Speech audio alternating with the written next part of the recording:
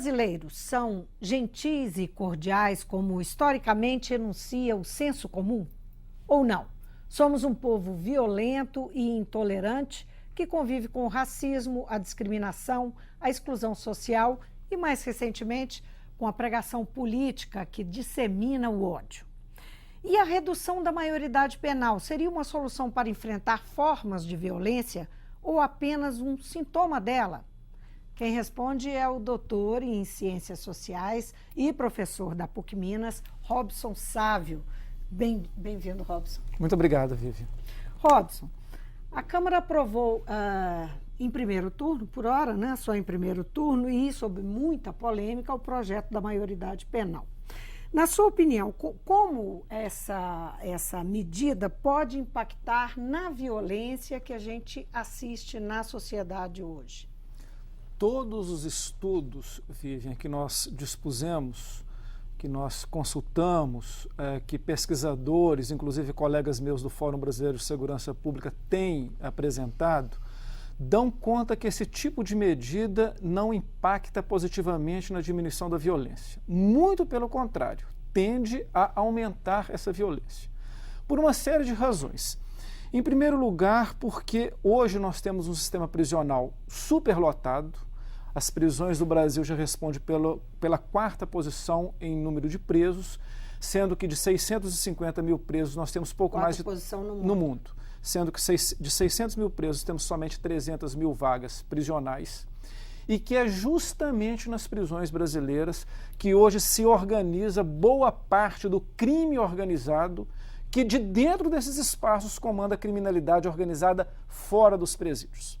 Então veja bem, colocar mais jovens nesse sistema significa, na verdade, trabalhar numa perspectiva de piorar uma situação que já está totalmente sem controle por parte do Estado.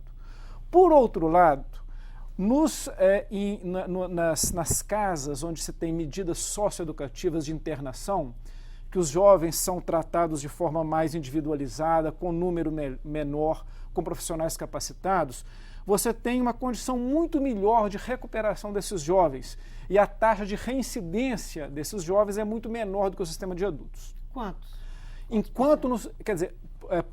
Pesquisas de reincidência criminal são muito complicadas, são novas no Brasil, muito difíceis de serem feitas, porque você tem que acompanhar aquele que saiu ou da prisão ou do centro de internação durante um longo período, mas as taxas de reincidência no sistema adulto variam entre 50% e 80%, enquanto taxas de reincidência de medidas socioeducativas varia na casa de 12% até 20%. É muito menor. Sem contar que nós temos um custo operacional dessas medidas muito menor do que o sistema tradicional dos adultos, sem contar que hoje a parcela dos crimes violentos praticados por jovens entre 16 e 18 anos corresponde em torno de algo de 2% a 5% da quantidade total desses crimes e que, por exemplo, em relação aos adultos, nós temos 95% de homicidas que não são processados pelo sistema de justiça criminal. Ou seja, quem produz a violência no Brasil é o adulto armado, é o adulto que está preso. Os jovens fazem parte um pouco desse cenário, mas que com pequenas alterações, eu até admito que pequenos ajustes no ECA, no Estatuto da Criança, por exemplo, aumentando o tempo de internação de algum... a favor, então, Sim, desse aumento?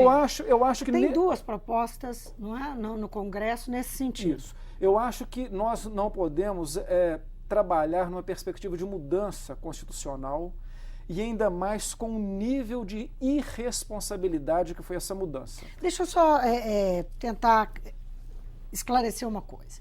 O que o Congresso fez, na verdade, corresponde ao que a maioria da população pensa, né? Se a gente considerar que o Congresso está representando a sociedade, representando a população, ele não estaria não estaria fazendo nada mais do que corresponder àquilo que a maioria da sociedade pensa, segundo pesquisas. Segundo pesquisas, 9 entre 10 pessoas no Brasil consideram que a maioridade penal precisa ser reduzida. Como é que você explica esse... São duas perguntas. Primeiro, como é que você responde a isso e como é que você explica que as pessoas pensem assim, considerando que a maioria dos jovens que serão afetados são jovens pobres e a grande maioria da população é pobre. Quer dizer, condenando os próprios filhos a esse risco. Essa pergunta é muito fácil de ser respondida. Em primeiro lugar, o Congresso não responde a demandas de interesse social. Vou dar um exemplo recente e que precedeu a votação em primeiro turno da PEC 171, que foi a questão do financiamento privado de campanha. O Ibope e o Datafolha acabaram de divulgar pesquisas dizendo que 80% dos brasileiros são contra o financiamento privado da campanha por empresas e que 80% dos brasileiros acham que esse tipo de financiamento produz corrupção. Não obstante, no mesmo esquema de votação de duas votações simultâneas, o Congresso aprovou, a Câmara aprovou esse tipo de medida. Então esse argumento de que a Câmara, o Congresso está antenado aos desejos da sociedade é um argumento totalmente falacioso. É antenado quando lhes interessa, em primeiro lugar. Em segundo lugar, por que será que as pessoas elas acham que prender adolescentes vai resolver o problema da criminalidade? Aí nós teríamos vários argumentos. O primeiro é porque existe, digamos assim, quase que uma opinião publicada, porque não é opinião pública, eu digo opinião publicada porque é a grande mídia pautando o tempo todo a violência juvenil como se fosse responsável pela grande violência, e as pessoas tendem a achar que é assim mesmo. Não conhecem a realidade das prisões, dos centros de internação, da efetividade das medidas privativas de liberdade, de que desde os 12 anos de idade o Estatuto da Criança e do Adolescente prevê medidas restritivas para crianças e adolescentes que praticam o ato infracional. Mas o que passa é a sensação de que há impunidade, exatamente, considerando que as pessoas veem ali aqueles casos em que uma pessoa foi assassinada por um menor de idade, e aí, 16, 17 e aí, anos. Em primeiro lugar, você tem a seletividade da cobertura midiática, mas tem um outro problema. Como é feita a pergunta para as pessoas para que elas cheguem à conclusão de que o outro deve ser preso? É a seguinte pergunta: você é a favor de que um menor que comete crimes deve ser preso? Todo mundo diz sim. Agora, se a pergunta fosse feita da seguinte maneira: você concordaria que o seu filho, praticando um crime, frequentasse as nossas prisões? Eu tenho certeza que muito provavelmente não seria esse índice. Porque dentro dessa cultura vingativa, da violência e do rancor em relação ao outro, que é sempre perigoso, que você abriu o nosso programa, está aquela ideia de que o problema sempre é do outro, que a justiça sempre tem que ser feita para o outro, nesse esquema de uma sociedade violenta. O problema é o outro. E nesse caso, o outro nós sabemos quem é. Eu vou pegar aqui o exemplo de Minas Gerais. Eu nem preciso de pegar o exemplo do Brasil. Nos últimos 7 anos, o sistema prisional mineiro, pasmem, aumentou 630%. Em 7 anos. A maioria dos nossos presos, 70%, é composta por microtraficantes e usuários de drogas e pessoas que cometem crimes contra patrimônio, pobres e negros. Não estão presos lá assassinos, não estão presos aqueles que fabricam e distribuem drogas, não estão presos aqueles grandes criminosos do colarinho branco, não estão presos os donos de rede de distribuição de armas e drogas. É um sistema altamente seletivo. Então, essa ideia de que prender adolescentes usuários de drogas e microtraficantes, porque eventualmente cometeu algum crime e isso vai resolver, vai redundar em melhoria da criminalidade, não vai resolver, vai aumentar mais custos para o sistema prisional e mais do que isso. É um engodo da sociedade. Vou dar um exemplo muito claro. Em 2006 nós tivemos a lei, 2008, a lei que criminalizou o uso de drogas. O que aconteceu de 2008 para cá? As prisões do Brasil estouraram, estão hiperlotadas. 650 mil presos, 300 mil vagas. Diminuiu a violência no Brasil? Pelo contrário, aumentou. Aumentou o tráfico de drogas, aumentou o tráfico de armas. Medidas meramente repressivas de aprisionamento não resolvem problemas que demandam uma série de outras políticas públicas que os gestores públicos e os parlamentares responsáveis deveriam pensar antes de fazer medidas que têm interesse midiático ou de interesse de responder a parte de segmentos da sociedade. Eu queria retomar quando você fala do comportamento do brasileiro, assim, esse sentimento de vingança, de que está colocando no outro, não é, a responsabilidade, enfim, é sempre o outro que tem que ser punido. Como é que você percebe isso expresso na abertura? Eu falei um pouco disso, mas expresso no comportamento do brasileiro em geral, né? De onde que nasce a violência, o comportamento violento e até que ponto há uma contradição aí quando se diz que o brasileiro é gentil, não é? Existe uma série de estudos antropológicos, né, sobre esse tema, e eu acho que as pessoas podem compreender se refletindo um pouco sobre a sua vida privada, a vida do cotidiano. Como que nós somos agressivos em relação a tudo aquilo que de alguma forma nos incomoda. Isso, por exemplo, pode ser percebido no trânsito. Todos nós temos a agenda mais importante, o carro mais importante, devemos ter as ruas sempre abertas e à nossa disposição. Qualquer coisa contrária parece ser algo que nos agride e que o outro passe a incomodar. Hoje, por exemplo, uma boa parte dos crimes que acontecem no Brasil, homicídio, 45% são crimes chamados de motivação fútil. O que significa isso? É uma pessoa que tem arma, por isso o problema das armas de fogo nas mãos dos civis, e que por uma discussão no trânsito, marido e mulher, pais e filhos, vizinhos, amigos, acaba numa morte, por total intolerância e incapacidade de dialogar e de respeitar o outro. Nós somos uma cultura altamente violenta. Essa violência ela se reproduz, por exemplo, nas relações do cotidiano e social, como que as pessoas tratam o espaço público, que é tratado como um espaço de ninguém, enquanto todo o cuidado deve ser dado ao espaço privado. E como o espaço público ele pode ser apropriado por qualquer um, e quando se apropria, a pessoa ainda é valorizada porque se apropriou. Então a nossa cultura... Isso está se referindo, por exemplo, a quê? Quando é apropriado... De todas as formas, desde um parlamentar, um político que é eleito e que faz do seu mandato algo privado e não de interesse público, até uma pessoa que pega e joga o seu lixo na rua e acha que a rua é terra de ninguém, que os outros é que tem que cuidar. Eu estou querendo dizer que isso é um traço de cultura, é uma violência. Nós temos no Brasil uma das maiores taxas de violência contra a mulher. Nós temos um índice de estupros no Brasil que não faz inveja em nenhuma sociedade de castas, que nós sempre falamos sociedades orientais, que sempre estão aí. Não é? Recentemente, o Fórum Brasileiro de Segurança Pública conseguiu um número de 50 mil estupros por ano no Brasil, sendo que, pelos nossos dados de subnotificação, esse número significa alguma coisa em torno de 20% a 25%. Ou seja, no Brasil, provavelmente 100 mil mulheres são estupradas por ano. E a sociedade faz de conta que não acontece nada. Violência contra a criança, violência sexual contra a criança, inúmeras pesquisas demonstrando que os maiores perpetradores de violência sexual contra crianças são parentes de primeiro grau, mãe, pai, padrastos, irmãos e primos. Gente do núcleo familiar, que uma sociedade hipócrita faz questão de esconder. Então a nossa cultura é uma cultura que ela o tempo todo fermenta vários níveis de violência, algumas podem ser explicitadas, outras não. Talvez por isso que agora com os fenômenos... Os homossexuais pode ser explicitada? A sociedade entende que sim? A sociedade trata os homossexuais como párias da sociedade, né? como elementos praticamente fora da sociedade.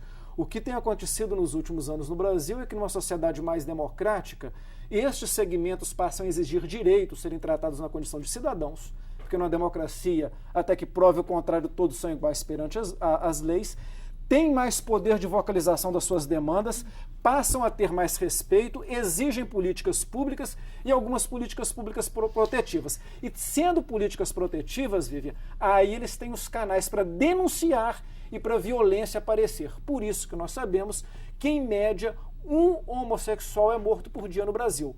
Por que isso está acontecendo agora? Não sempre aconteceu, mas antes nem podia aparecer. Agora, em relação à violência na política, né? Na disseminação do ódio, do discurso do ódio, isso não é uma coisa que nós não podemos dizer que nunca aconteceu, mas digamos que a gente percebe um recrudescimento desse comportamento nesse momento. Esse tipo de violência, de discurso do ódio e tal, tem a ver com isso que você está dizendo, do comportamento em geral, de que nós somos uma sociedade violenta em geral? Sim, e aí nós podemos de novo retomar nossa história. Se nós pensarmos as votações há 50 anos atrás, como elas se davam? Um coronel que determinava em quem o seu empregado deveria votar, usando dos métodos nada, digamos assim, ortodoxos para impor, digamos assim, esse seu desejo. Né? Nós temos os relatos mais cruéis de formas de arregimentar pessoas e levar para as sessões eleitorais e impor formas de votação. O coronelismo mostrou isso no âmbito da política. E é justamente essa política feita por uma elite econômica e social que muito pouco mudou, não obstante, digamos assim, a democratização pela qual o Brasil tem passado nos últimos anos. É muito importante dizer que os grupos que mantêm um discurso altamente odioso no campo da política, muitos deles, digamos assim, são da geração na qual seus avós ou seus parentes também eram coronéis e políticos locais. Quer dizer, é uma forma de violência travestida de alguma modernidade. Então, hoje você tem outras formas de discurso para se propagar o ódio e a violência e formas de controle. Além disso... Você está dizendo que tem novos políticos repetindo o modelo antigo. Com velhas estruturas de controle violento da política. Por quê? A política é o campo da discussão da sociedade, das várias formas de organização, dos vários modos de vida, das várias formas de se entender e de se construir uma vida social. Não pode existir unanimidade, não pode existir o melhor sobre o pior. Há que se ter discussões e chegar a consensos. Quando você tem grupos que se organizam para impor por violência real ou simbólica o seu modo de vida e de pensar, isso é uma grande violência. A imposição, ela não se dá somente pelas baionetas, como um golpe civil-militar, mas ela se deu, inclusive, em vários momentos da nossa história, pela conjunção de outros segmentos, de outras forças sociais e políticas que, com violência simbólica, como essa, por exemplo, né, de você ter o seu curral eleitoral, determinar quem ganha e quem perde uma eleição. As redes sociais são um condimento importante nesse caldo aí, nesse comportamento? As redes sociais, elas dão uma visibilidade a um caldo cultural de vingança, de ódio, de violência que ele existe, que ele sempre existiu. Agora, o que acontece com as redes sociais?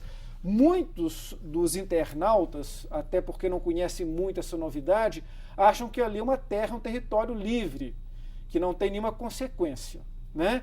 E vomitam naquele espaço todo o seu ódio, a sua violência. Mas é claro que hoje você tem mecanismos muito eficientes de não somente responsabilizar, mas inclusive, digamos assim, buscar dentro das regras da sociedade elementos para inibir esse tipo de prática. Agora, o que acontece, Vivi, que é muito importante fazer um parêntese. Na campanha de 2014, que houve um recrudescimento da violência, eu digo que foi uma estratégia kamikaze dos principais candidatos, o nível de ataque, de desmoralização recíproca, abriu meio que uma caixa de Pandora de desrespeito não somente à figura do outro, mas inclusive às figuras que representam instituições. E isso virou uma coisa, digamos assim, ininteligível. Recentemente eu vi, por exemplo, adesivos com a imagem da presidenta da República, que nós podemos não gostar do seu jeito, etc. e tal, altamente agressivos, não somente a ela, que representa uma instituição, que é a presidência da República, mas que mostra de novo uma outra violência no Brasil que campeia solta, que é a violência contra a mulher objeto, a mulher que não presta para nada, e o sexismo, que é uma violência terrível na nossa sociedade, e que inclusive as principais instituições políticas, masculinizadas e masculinizantes, nunca tratou isso como um problema. Por isso que ela aparece de alguma forma também continua sendo naturalizada. Robson, eu sempre tenho pena de terminar a entrevista com você. Muitíssimo obrigada por vir, mas o nosso tempo acabou, não tenho mais como continuar a nossa conversa. Obrigada. Eu que te agradeço, Vivi. Eu conversei com o Robson Sávio Reis, doutor em Ciências Sociais, professor da PUC Minas.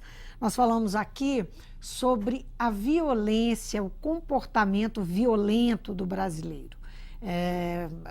Tocamos nesse assunto para falar da maioridade penal e também para falar um pouco da disseminação do ódio na política, a discriminação, enfim, um comportamento que campeia a sociedade brasileira, infelizmente.